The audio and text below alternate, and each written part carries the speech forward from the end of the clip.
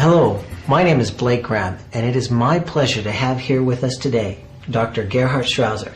Dr. Schrauzer is Professor Emeritus from the University of California in San Diego, where he taught for 27 years, and he is a graduate with a PhD from the University of Munich. He actually graduated summa cum laude and is one of the youngest PhDs ever from that university. Dr. Schrauzer is associated with many prestigious scientific and health organizations throughout the world, including a member of the American Institute of Nutrition, the American Association of Cancer Research, the Association of Clinical Scientists. You're a fellow of the American College of Nutrition, among many other accolades. You are the director also of your own biological trace element research laboratory and are the founder and editor-in-chief of a magazine by the same name, the Biological Trace Element Research magazine. I've seen a list of over 300 publications. I think there were 306 different publications that you have written for different journals, and I don't think that's all of them, is it?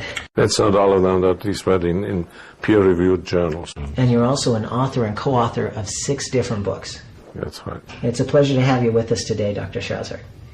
Dr. Schrauzer, tell us a little bit about your background. Obviously, you've been interested in nutrition for a long time. Now, where were you born? Yes, well, I was born actually in the middle of Europe in a famous Bohemian bar, which was founded in the 18th century and then frequented by royalty and famous people during the next centuries. It's called Franzensbad. It is about 30 miles east of another famous bar called Karlsbad, and it's about 20 miles north of another famous bar called Marienbad. These were wonderful centers of health, you might say, in the 19th century, where thousands of people were coming, and what did they do? They drank mineral waters for health.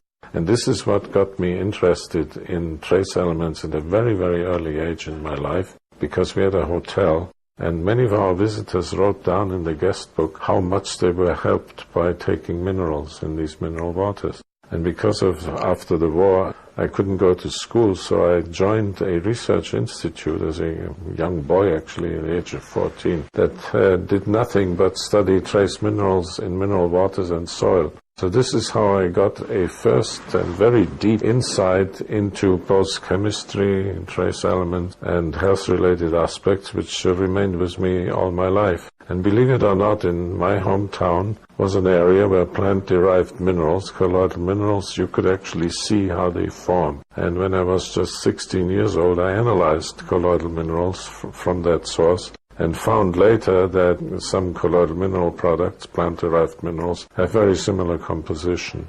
That gave me, of course, the contact with Dr. Joel Wallach, because Dr. Joel Wallach came to me, placed a bottle of plant-derived minerals on my desk and said, "I want you to analyze this." And then I realized I had done this years before as a young man, and these solutions were actually quite similar chemically. What are some of the unique chemical characteristics of plant-derived minerals? Well, it is the combination of the elements and some of the additional substances that are present, basically sulfur compounds, which are making them so very unusual and healthful. And that's why we are seeing such wonderful effects. Many people report astonishing improvements of their health. Nothing helped, for example, against a bad back. Then they drink plant-derived minerals, and relatively in a short time they are much better. Now medical science would frown upon such stories, and I was skeptical too myself, but I had problems with my back. And believe it or not, if I'm permitted to tell this testimonial here, it helped me so fantastically that today I can carry any kind of luggage unsymmetrically with one hand or the other, and I haven't had any back problems since. And believe me, nothing else really helped before that. And we know now why this is actually, why this helps through the research I've done with the plant-derived minerals. It has to do with the sulfur content and the other minerals that are present, that the body is able to produce chondroitin sulfate, which is a rubber-like polymer, which helps the spine to remain rigid under stress. And obviously when you get older, you may not produce chondroitin sulfate polymers rapidly enough, and then you get slip discs and all kinds of problems with your back. So this is a very brief, the biochemical basis of some of the effects of the plant-derived minerals. These are not all. but some of them are very important. And that explains what always puzzled me, why so many people said it would help them so much with their back problems. You mentioned the sulfur compounds. Is that what gives many plant-derived minerals the astringent, bitter taste? That is also true, yes. That and some of the minerals present, iron and aluminum and so forth, yes. Recently, you've been involved in a historic movement to get the FDA, the Food and Drug Administration in America, to recognize some of the benefits of a particular trace mineral we know as selenium. Yes, if I may say so, the FDA does not allow that anyone could make a health claim about anything. You couldn't say, for example, that selenium helps against certain forms of cancer, unless you could prove it. They demand sufficient scientific evidence. So on the recommendations of Dr. Wallach, we accumulated approximately 500 scientific papers and submitted them to the FDA, and we were able to get the approval for 2 health claims. The first one is that selenium can reduce the risk of certain forms of cancer. And the second is that selenium produces anti-cancer substances in the human organism. And this is a quite significant achievement, and it's purely altruistic also because other companies may use this kind of information, but at least now we can help people recognize the value of selenium. And I think this is most important because the intake of selenium in many populations is insufficient to maximize its protective effects. Tell us a little bit about that, Dr. Schrauzer. Tell us about the selenium levels in the various countries that you've seen research from or done research in yourself. That's right. You see, selenium works on many different physiological levels. And one level, for example, is an enzyme called glutathione peroxidase. And that is an enzyme that prevents the accumulation of hydrogen peroxide and of lipid hydroperoxides, that is basically oxidized fatty substances, in our organism. Now, these substances, lipid hydroperoxides and hydrogen peroxides, have the nasty habit that they can decompose, forming very, very destructive oxygen radicals, so-called hydroxyl radicals. And these hydroxyl radicals will attack anything. Proteins, it will attack fats, it will attack even DNA. And the latter damage is, of course, the most serious ones, because if you get damaged DNA, you get mutations and ultimately even help in the progression of a normal cell into a cancer cell. And that's why people have measured glutathione peroxidase in the blood, and they determined the amount of selenium that we need on the activity of glutathione peroxidase in our plasma. And on the basis of that, they derived certain recommended dietary allowances. However, we have found that this is not sufficient, that selenium, there are in fact 23, or by now even 25, other selenoenzymes in the body. And some of them become activated only at relatively higher dosages.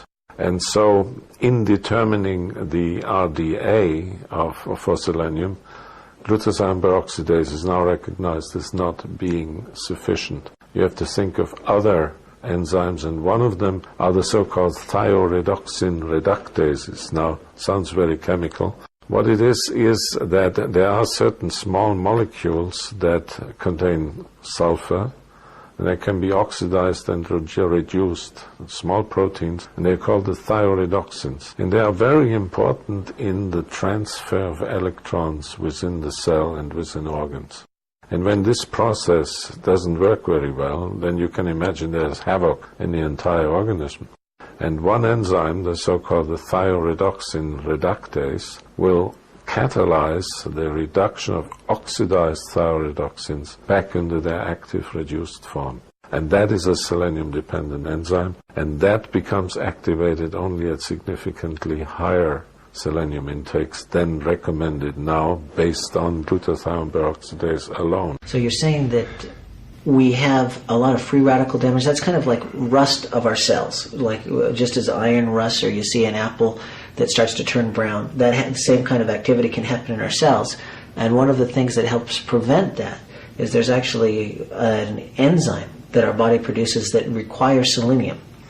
And that selenium enzyme helps prevent that, and there's a certain level that the government has recognized in most countries that we need a certain amount of level of selenium for this one enzyme. But you're saying that there's actually 23 to 25 different enzymes that use selenium, so we actually need a lot more.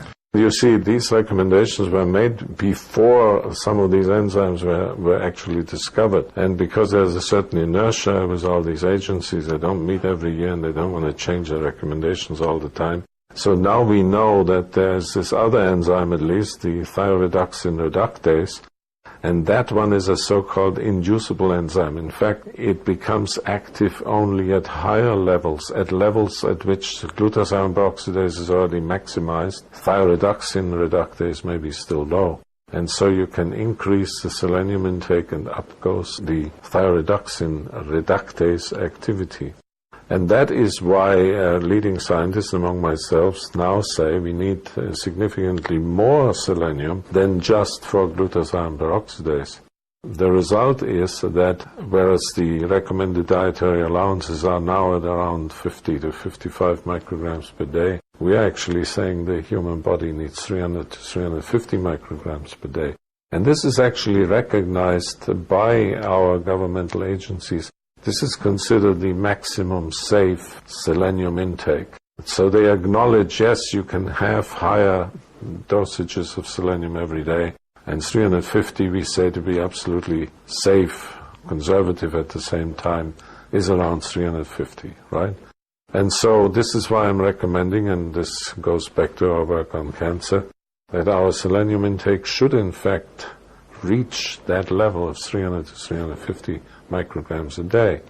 Why do I know this? Well, we actually collected blood from many countries, and then we discovered that in populations where certain cancers like breast cancer, lung cancer, prostate cancer and colon cancer is low, they all had quite nice selenium levels in their blood, which were proportional to the selenium intakes and which brought their selenium index in the order of 300 to 350 micrograms a day. Whereas in countries where you had just 50 to 100 micrograms per day of selenium, these types of cancer were invariably quite high. Let's talk about two of those countries in specific. Let's talk about Australia and Japan. What are the daily intake of selenium that people get in their diets in Australia versus Japan, and the corresponding cancer rates in those two countries? We actually went to Japan and got blood samples and found that the Japanese have very nice blood selenium levels ranging between 0.27 and 0.30 micrograms per cubic centimeter, whereas in Australia it's only 0.13, which is only about 1/3 of that. And this corresponds to selenium intakes for, let's say, an average adults of 70 kilograms. In Japan of about 300 micrograms per day, whereas in Australia only about 100 micrograms per day. Now, mind you, 100 micrograms a day will not give overt signs, what scientists would call selenium deficiency syndrome, and we will talk about these later. So clinically, they may at the moment look healthy, because they have enough to saturate glutathione peroxidase activity. But they don't have enough for other protective functions of selenium, and that brings us into the cancer range. You see, selenium protects against cancer by many different mechanisms. One is, for instance, the immune system. And the immune system requires more selenium. It requires about 200 to 300 micrograms a day. Why do I know this? I know this because they've done studies. In some patients that need artificial nutrition, intravenous nutrition, they add selenium to the mixture, but only about 50 micrograms, which would be about the RDA. And these people had very low antibody production against common antigens. And that is very important. When these people were given 200 micrograms extra selenium, their antibody production increased up to 10-fold. So there you have already one example that the recommended dietary allowances were limited to only one parameter, glutathione peroxidase, and they totally ignored the immune system. Why was that? Well, because at the time all these regulations were made, people were not all that interested in the immune system. But we now know, of course, much more about the immune system. We know, for example, that we have cells that destroy foreign invaders, bacteria and viruses. These are the so-called cytotoxic cells, derived from the specialized white blood cells. Now, these produce oxygen radicals to destroy invaders and other tumor cells. But they have to have enough selenium to do this well, or else they destroy themselves. And so studies have shown if you give people additional selenium, their cytotoxic cells can destroy up to 5 times more tumor cells than those who just get the normal RDI of selenium. So when you're saying additional selenium, how much additional are we talking? They get some selenium in their diet and then they supplement with additional selenium. That's right, and I think it's a good thing to now say we need about 200 to 300 micrograms extra. We don't really need more, and that brings us into the level of the maximum safe intake that is recommended by the Institute of Nutrition and other agencies. So that shows you that our recommendation is ethical. In other words, you don't have to worry about toxicity. It's well proven that this produces no unsafe levels whatsoever for the entire lifespan, right, and doesn't adversely affect any physiological function. Of course, you will wonder how toxic is selenium, and many people still think selenium is a poison. Historically, this is because selenium became known as a poison for the first time in the 20s in the United States. There are some high selenium regions, and when they had cattle grazing in these regions, they developed diseases attributed to selenium toxicity. For example, horses would lose their hooves, and farmers were terribly alarmed, poisonous soil, poisonous plants, and then they found it is selenium. And the U.S. Department of Agriculture did extensive studies in these regions to find out how they were located and especially also whether they would do damage to humans. So I can say that selenium, from the toxicological point of view, is probably the best investigated trace element ever. But they found no evidence in these high selenium regions, South Dakota is one, New Mexico, of any damage to human health.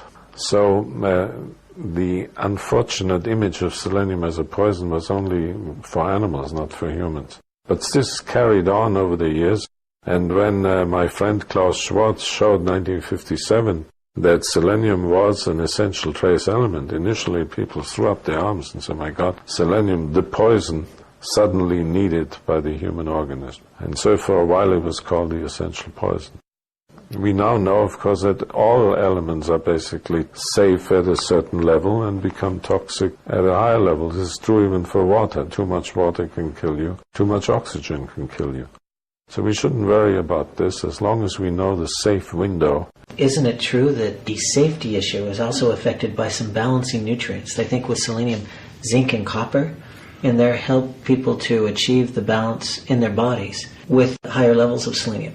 That is right, and the physiological effects of selenium also depend on how much protein you eat. If you give experimental animals a high selenium diet, that would be toxic under normal condition. You can abolish the toxicity if your protein intake is also increased, protein intake of these animals. So it is a balance also between the sulfur amino acids in the food and selenium. And that's why, all the concerns about selenium toxicity are really unwarranted. Selenium has an excellent safety record, in fact, and practically nobody was ever seriously poisoned. Well, you've also been a visiting professor twice in China and twice in Japan. Tell us about some of the research on selenium that's come out of those areas. Yes, I was especially interested in another selenium deficiency disease. We know the Chinese discovered Keshan disease, which is a cardiomyopathy, and we will talk a little bit more about that. But then there's another one, the so-called Kashin-Beck syndrome, in which children cease growing because the actively growing part of the bone is atrophied and stops growing, and so they remain dwarfs. And when you visit some of the regions in Xi'an, you still see patients sitting in corners, small dwarfs that have Kashin-Beck syndrome. Research showed that selenium can prevent significantly the Cushing-Beck syndrome, and I went there and we did some research and we found that some additional elements play a role in this disease as well. The deficiency, for example, in iodine, boron, very interestingly, which we know also helps bone formation, and then, interestingly enough, a highly neglected element, germanium, which is in some of the colloidal plant-derived minerals also. So here you have example of synergistic interactions. It is not selenium alone, it is important. You've got to watch the other ones too, and they have to be given in the diet as well. Tell us about some of the conditions that you've seen selenium help with. I know you've talked about bleeding fevers. Yes, hemorrhagic fever, which is a terrible disease with an extremely high mortality, 80% mortality. And that also occurs in some parts of China. And it has a viral origin. And these people basically bleed to death. And there was a Chinese doctor during an epidemic of hemorrhagic fever who decided, you've got to do something about it. These people were dying. So he gave these people selenium at relatively high dosages. And he could actually lower the mortality from 80% in the acute phase of the disease to about 20%. It's a tremendous success. Some of this wonderful Chinese research goes completely unnoticed in the West, and this is why I actually created a special award for such researchers, the Klaus Schwarz Award, and the doctor's name was Dr. Hu, H-O-U, and he was a recipient of that medal. You've also seen benefits of selenium with teeth and even eyesight, I've heard. That's right. We've done studies in patients and gave them selenium, and then by questionnaire, the 80% or so reported improvements of their vision.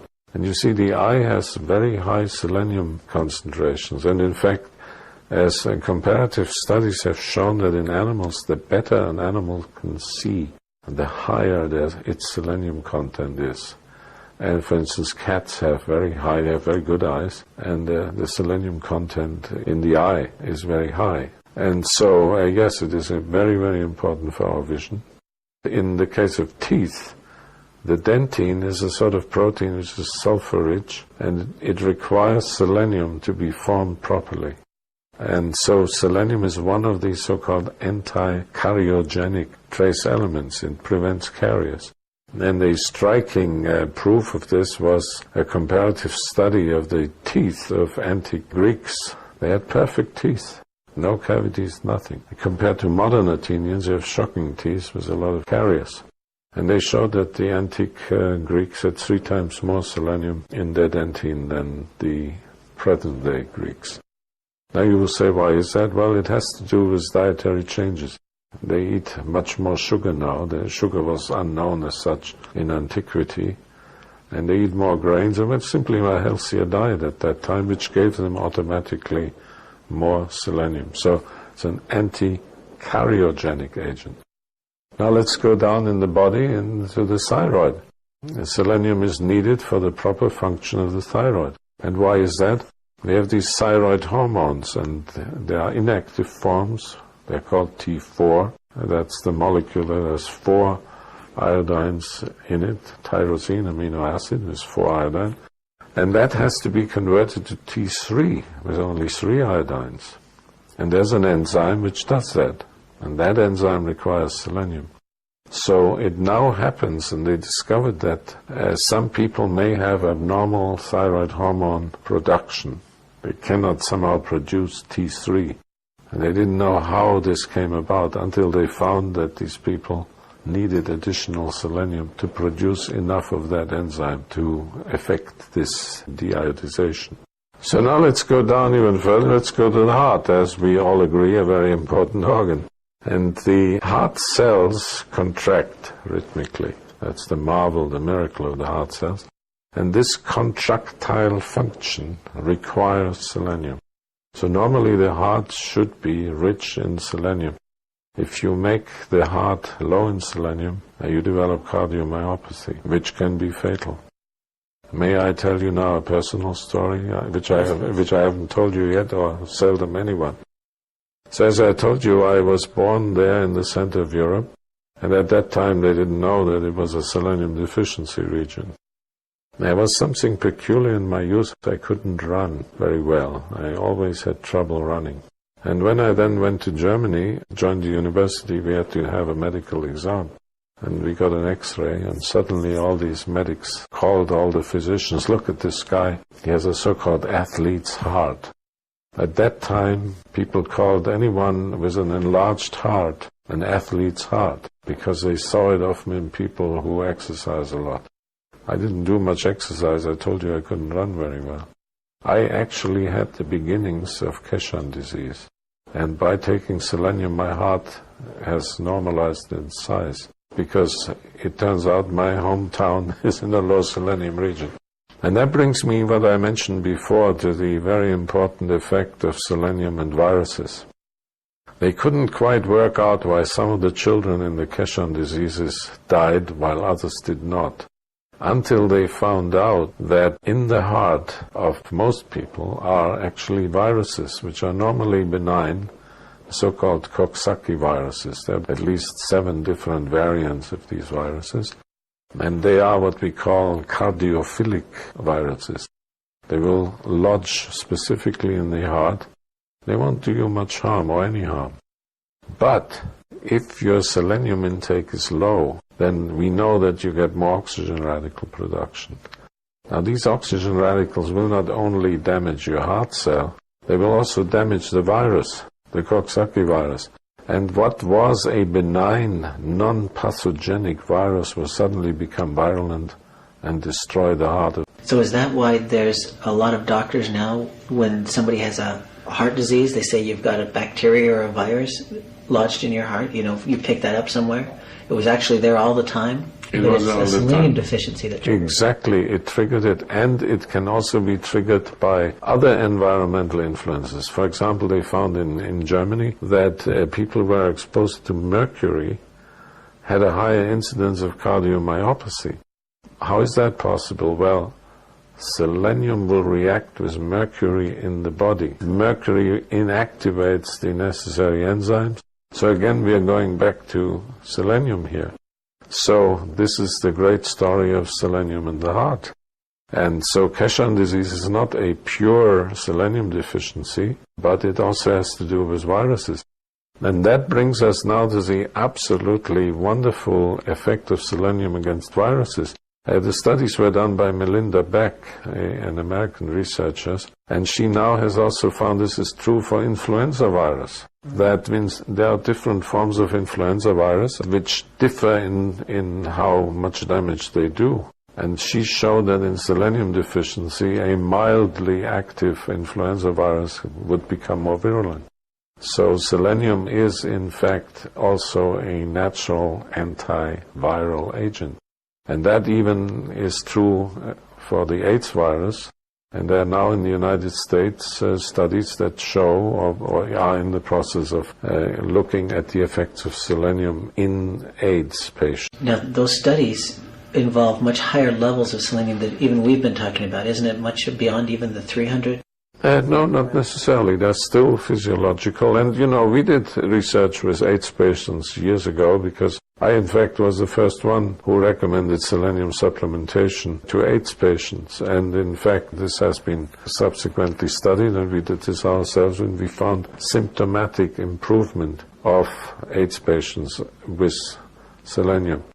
For instance, the French have shown that the cardiomyopathy of AIDS patients can be alleviated by giving them selenium.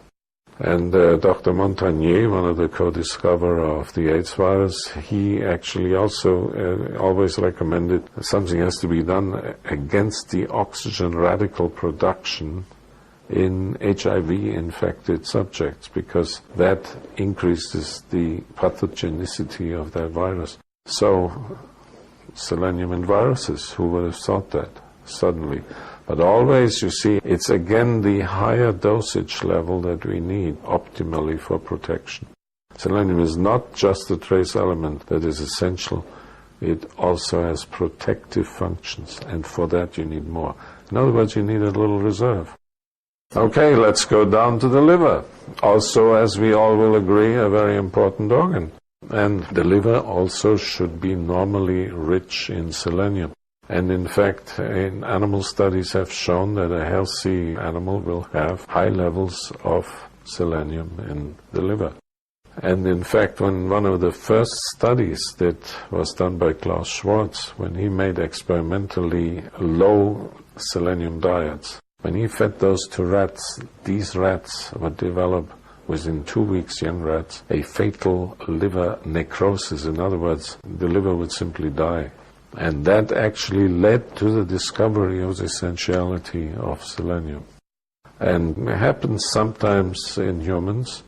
I myself once was asked to help in a case of a serious alcoholic. He had no detectable levels of selenium in his blood, and he had a very severely damaged liver, so he was given large doses of selenium, and he had a very, very remarkable recovery. I've noticed with my own mother that she had a lot of liver spots, and when she started supplementing with extra selenium with the rest of the 90 essential nutrients, that those liver spots on her face all faded away and started disappearing from her arms and the back of her hands as well. That's a very good point. What are these liver spots? They're caused by basically oxidized fat, and they are called lipofuscin. And this is caused by oxygen radical production. If you then give selenium, after a while these oxygen radicals no longer produce and the spots will disappear. So the skin, in other words, requires selenium. And that, of course, also has to do, now if you add to this the immune system, can there be any wonder that selenium is a protecting agent against certain forms of cancer? This becomes quite clear now. Tell us a little bit about the Schrauzer Award. You've got a special award out now for people who do research on selenium. Tell us a little bit about what that represents and some of the studies that have come out from people that you've awarded this to. Right. Well, actually, it is another of these stories of mine, which I haven't yet told very much. I once was invited to Germany to talk to former cancer patients. You know, there's these self-help organizations, and I arrived there late in the evening, and before I left my hotel in Switzerland, and I had some selenium supplements on my desk, put it in my trouser pocket, and I came to this place where these women were all aggregating, and it was Friday night. Suddenly the door opens and the woman comes in, and she had lymphedema of the arm, and it was swollen. What is lymphedema? Well, you see, people who had breast cancer sometimes get all the lymph nodes of the arm and the axilla taken out. And then they may develop a stagnation of lymph in their arm, and their arm will swell up, become quite hard. And these arms are very sensitive to infections, and this is called lymphedema. Most women are being told, well, you have to live with it, it's better than to die from breast cancer, and there's nothing we can do. But these poor women have to watch very carefully whether their arm gets infected, and oftentimes they have to wear gloves all the time to do their work. And can you imagine, if a woman has her right hand with which she has to do work, she must avoid any form of injury, or else she would get erysipelas infection, which can be very dangerous. It is a very unpleasant condition. And on this evening, a woman came and had a swollen arm which was seriously inflamed, and she was in pain and blisters formed on it. She passed my table, and I simply integrated all my biochemical knowledge. I said, sit down, reached in my pocket, gave her the selenium, and she took that selenium, 800 micrograms, I still remember today. And then she was sitting at our table, and we could actually, within 40 minutes or so, see how the inflammation disappeared and how the swelling went down. Then within 12 hours, the total swelling of the arm was very, very significantly reduced, practically to normal. So we were, of course, excited, and then, since there were so many women there with lymphedema, we did a study with 86 of these women and could confirm, yes, it works, and it's now an accepted therapy in Europe for lymphedema. Did it work on all 86? It works in a large percentage of these patients. Of course, you have some patients who had lymphedema for many years, decades, and then it hardens, they get calcium deposits. But even there, after longer dosages of selenium, we could still achieve a softening even of old resistant lymphedema. So it seemed to help everyone. It was certainly positive. And then, in the meantime, large-scale in clinical studies were done in some clinics. And one of the key results was that selenium does prevent the infections. And so they don't have to take antibiotics anymore. And this is, of course, a great achievement. And for this I received a reward.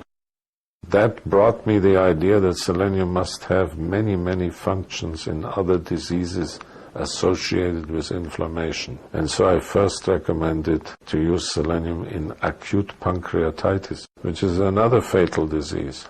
If you have acute pancreatitis, you're in big trouble. And selenium does significantly reduce the mortality from acute pancreatitis. Then the next very fatal condition is septicemia.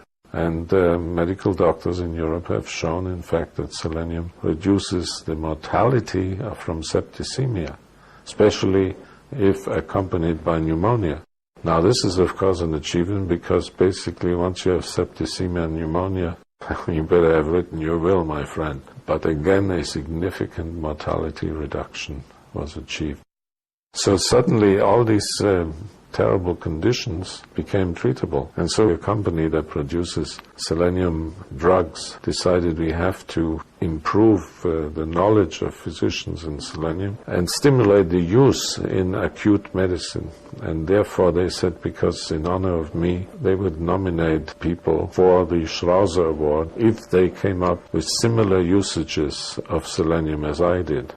Last year in July in Berlin, we actually gave away the first Schrauzer Award to Dr. Savas Khan, who discovered another very important thing, and that is that selenium can reduce the neurological damage subsequent to stroke.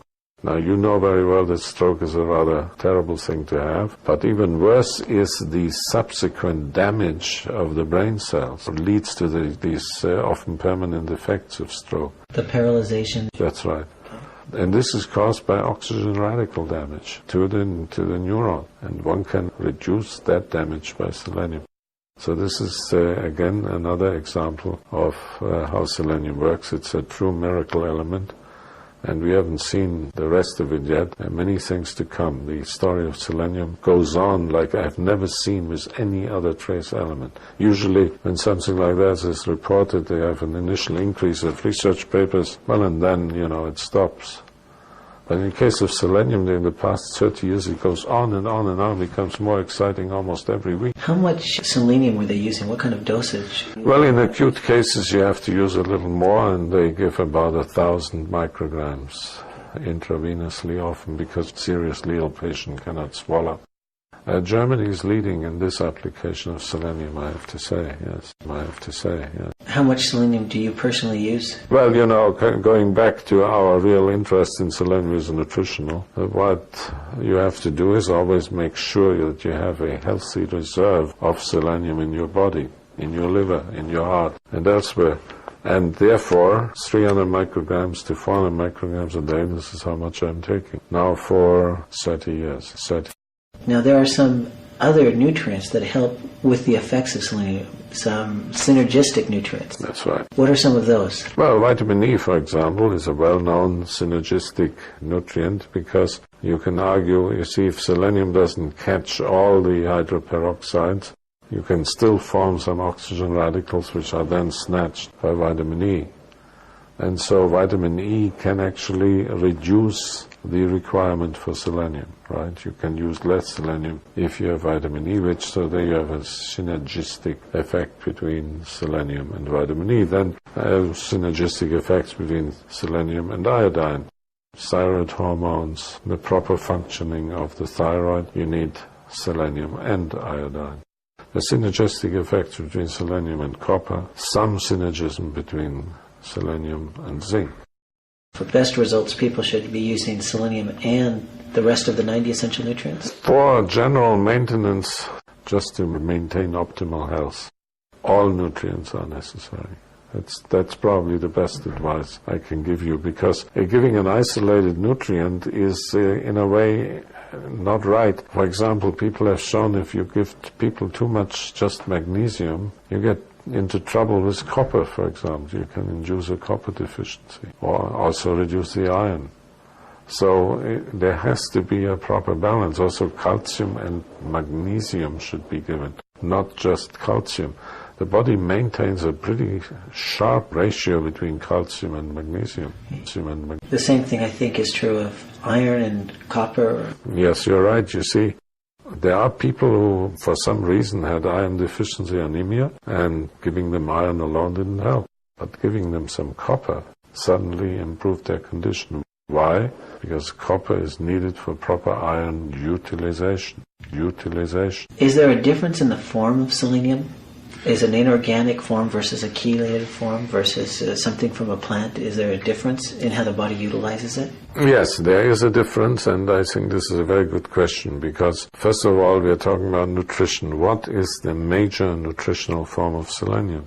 See, plants don't need, at least this is our present knowledge, don't need selenium for growth. They basically absorb it from the soil altruistically to help animals and humans. Actually an amazing phenomenon. In other words, even at very low selenium soil you still get grass growing, but the forage crops on selenium poor soils are not healthy for the animals, and this is how it was discovered that white muscle disease in lambs, for example, would erupt. This form of selenium that is in the grass is not inorganic. It's in the protein of the plant, and it's in the form primarily of an amino acid, selenomethionine. So it turns out that in fact the key nutritional form of selenium is organic and selenomethionine. What does selenomethionine do? It's the only amino acid, and I cannot emphasize this enough, which can replace another amino acid in our body, methionine. And therefore selenium can be stored in the organism. Our muscles, which contain up to 40% of the total amount of selenium in the body, contain selenium in the form of selenomethionine. And this is important because if you give selenite to animals or humans, the body cannot make selenomethionine, and therefore you cannot get that selenium into the muscles. And that's why it's so very, very important to have an organic form of selenium in the form of selenomethionine. And therefore we should not, when they say chelated selenium, it's already not the same, because the body cannot make selenomethionine. So this is a nutritional form. There are, however, therapeutic form. If you have, this is not the purpose here of our discussion to talk too much about therapy, but selenite has been used and is being used in medicine and animal husbandry as a rapid form of selenium that is infused or given to prevent conditions. So yes, you can use sodium selenite for therapy if you need rapid effects, like I used for the lymphedema. If someone has an inflamed condition, you cannot give a nutrient and expect rapid result because it first has to be metabolized. You have to do something other, and you give selenite.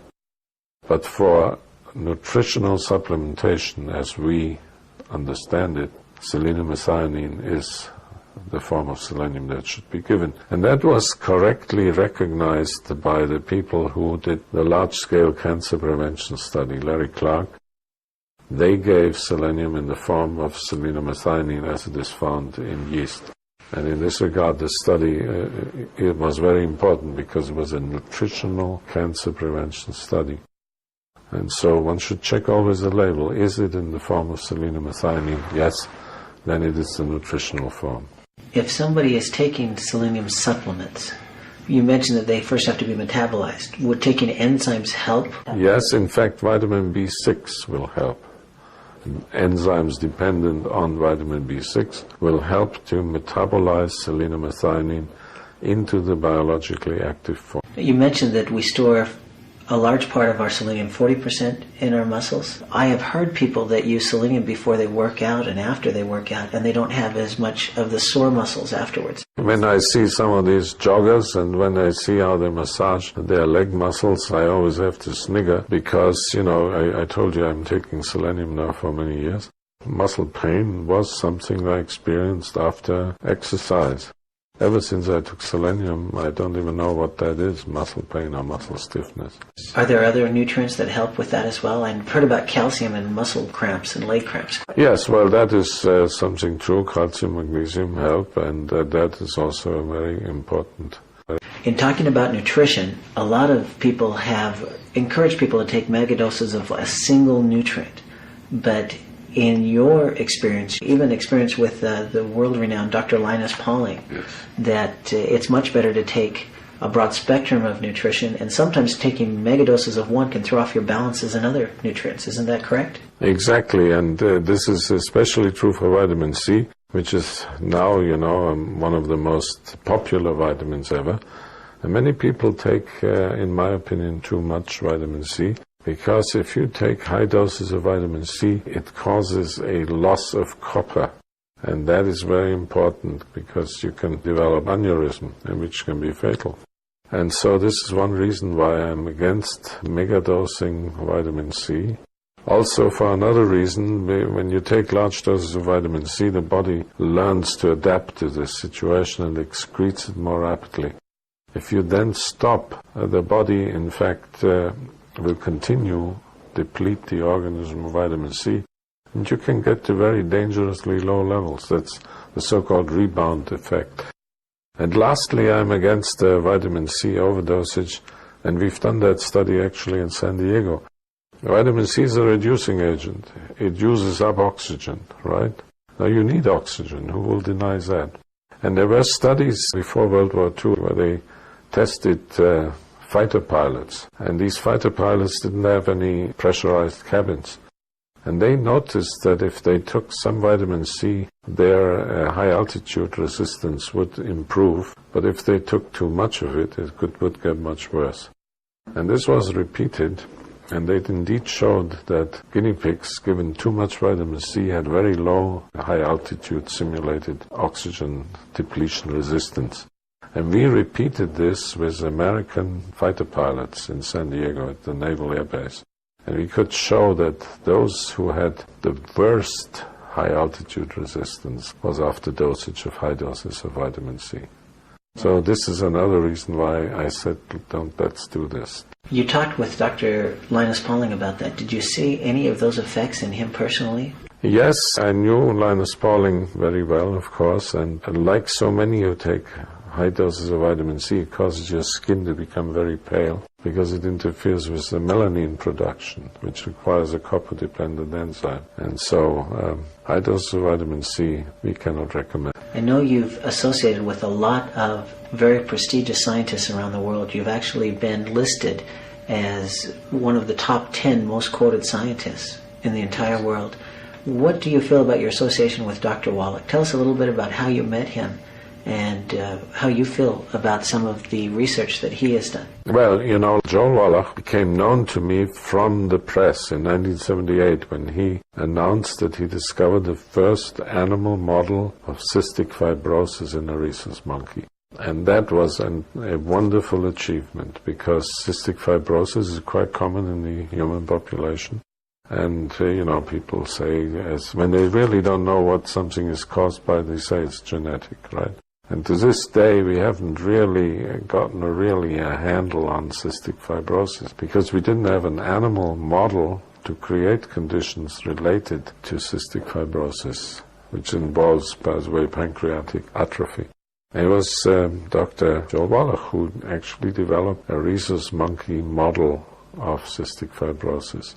And when he announced this, he said that this discovery is relevant to human cystic fibrosis. And some of the old hands in cystic fibrosis research said, what? How can he possibly say that selenium and vitamin E deficiency would be causing cystic fibrosis? Cystic fibrosis is a genetic disease. There's nothing you can do about it. And poor Dr. Wallach lost his job at the Yerkes Primate Research Center.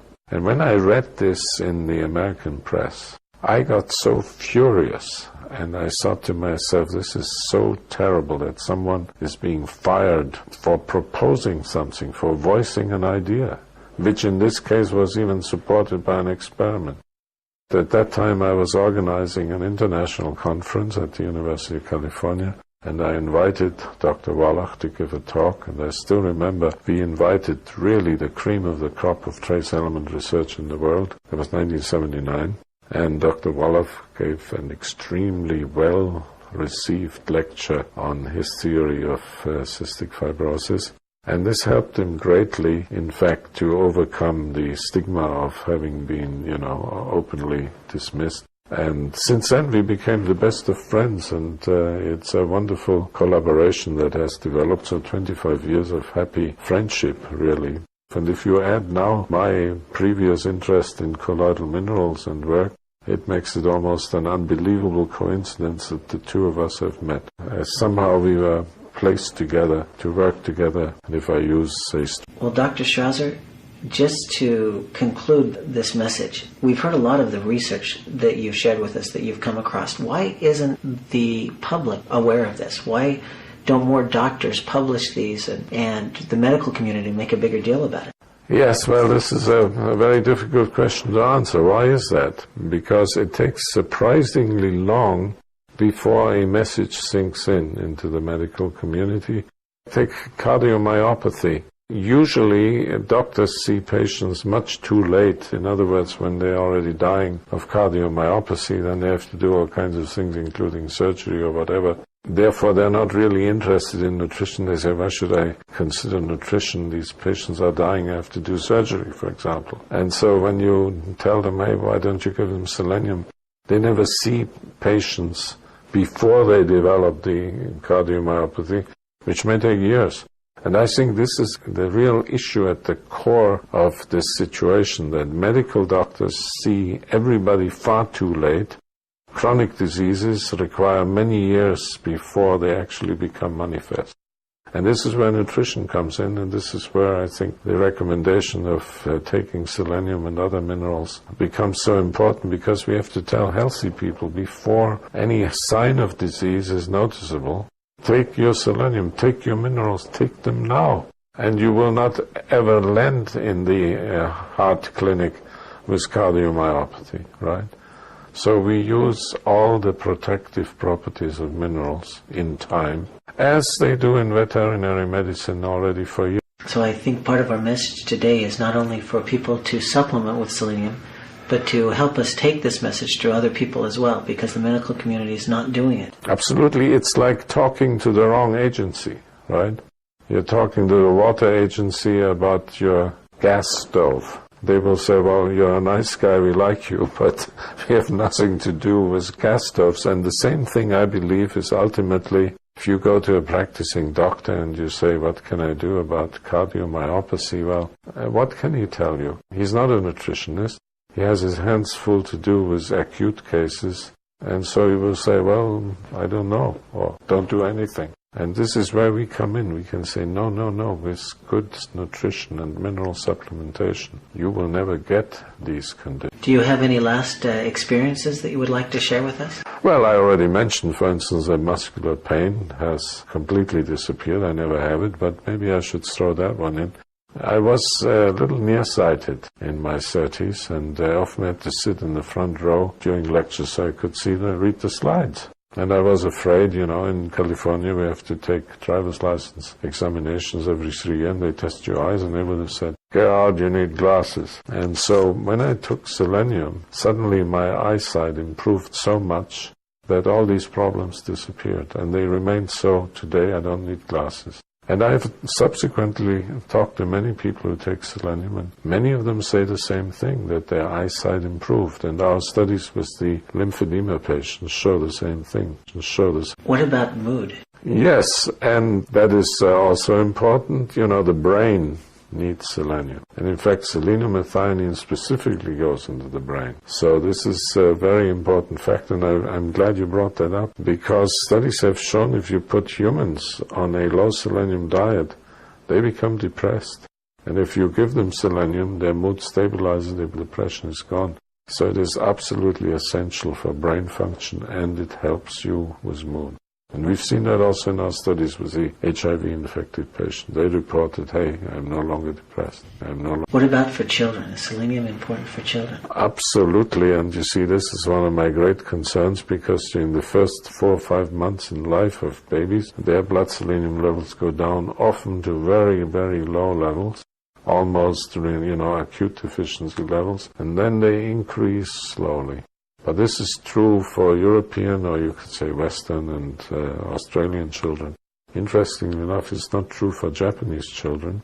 There the selenium levels are high to begin with and never show that initial decline. So from this I judge that indeed our selenium supply is dangerously low, because children should never go through a period where their selenium levels in the blood is very low. It should always be high to begin with, so that they can really utilize the protective functions of selenium through every period in their life. Is that one of the reasons you see a lot of ear infections in small children? Well, it's well known. They say the immune system has not yet matured and all that sort of thing, but we know, my friend, without selenium your immune system does not work. Selenium is required for all functions of the immune system.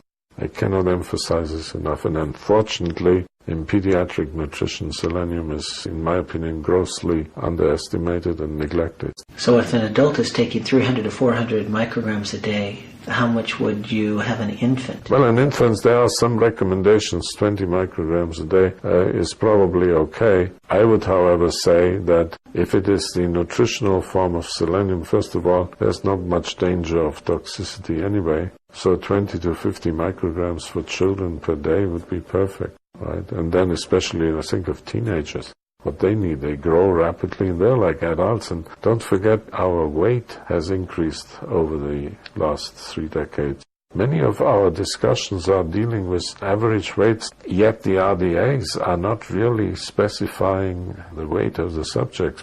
Muhammad Ali and Michael Jackson have the same selenium requirement. Ridiculous. A heavy man must need more selenium, right? What about expecting mothers? Absolutely essential. And again, veterinary medicine has shown this to be true, because selenium is the key element guaranteeing the healthy birthing of calves, for example. And also it reduces the incidence of placental retention, which is a very unpleasant thing to happen, very costly, because these animals must be treated. Placental retention also occurs in humans, my friend, and you can prevent it with selenium. So women in pregnancy require selenium, yes, well, 200, 300 micrograms a day. Very, very important. Thank you very much for your time today, Dr. Schrauzer. We look forward to hearing from you again. Thank you.